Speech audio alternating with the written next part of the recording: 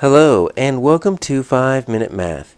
Today we are looking at the Algebra 1 concept of attributes of quadratic function graphs. This is standard A.7A in the great state of Texas, and we are using item number 7 of the 2021 released STAAR test. If you haven't done so already, please go ahead and take a moment to pause the video, work this problem out on your own, unpause it, and we will look at our answers together.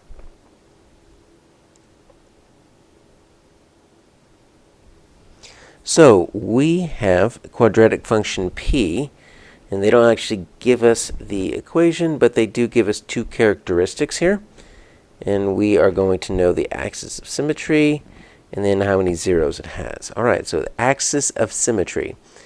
Well, if you look on your mathematics chart, and if you were to look at the quadratic function section in your reference materials, you would see that you have at the very bottom this little equation, axis of symmetry, x equals negative b over 2a, which is technically how we could find the axis of symmetry, but in order for that to happen, we need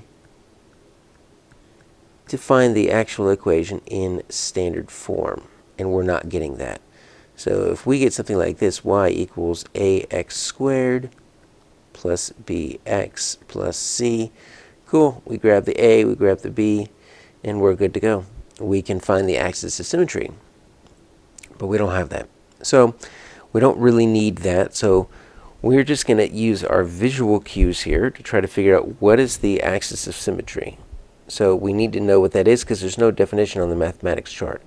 The axis of symmetry, well, if you think of this word symmetry, right, when we deal with a line of symmetry like we learned about in 4th grade, right, that's an invisible line that cuts a shape in exactly half, and you can fold it over, and it would be the exact same, right? So we see on A here, I just drew a line. It's going to be right through the vertex, and the way we notate it is since it's going to be a vertical line, there's no y value. We just say x equals, and then what's the x value that it's running through? It's running through that negative 3.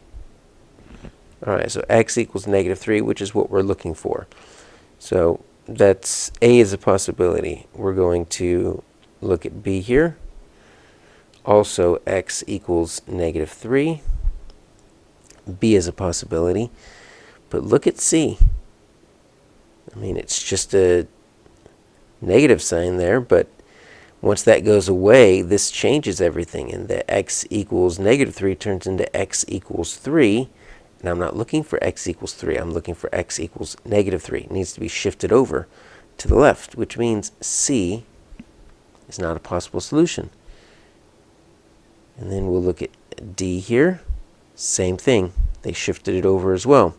So x equals 3, not what I'm looking for, needs to be shifted over. All right, so just by that first clue, we're down to A and B. Okay, so function P has exactly 1, 0. Now, that's not a term that's defined, so we need to go into the STAAR test knowing what that means. 0. Sometimes it's called a solution.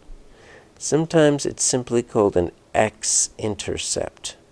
All three terms actually refer to the same thing. Where does this graph cross the x-axis? The reason why we sometimes call it the 0 is we want to know when f of x equals 0, right? So f of x is just another way to think of that y-coordinate. What is that x value? What is the x that makes f of x 0? That's what we're looking for. So let's look at A here. So A has got a 1, 0 right there. It's at negative 3 because that's where the vertex is, okay? So it's got 1, 0, but let's look at B. It's got 2 zeros because it crosses at negative 6. The vertex is up here. And then it crosses again at 0. So B has got 2 zeros, which is your typical, that's your typical graph. You're normally going to see 2 zeros or 2 solutions. The only way you would see 1 is if the vertex is sitting right on the x-intercept and it's either x-axis and it's opening up or down. So my answer is A.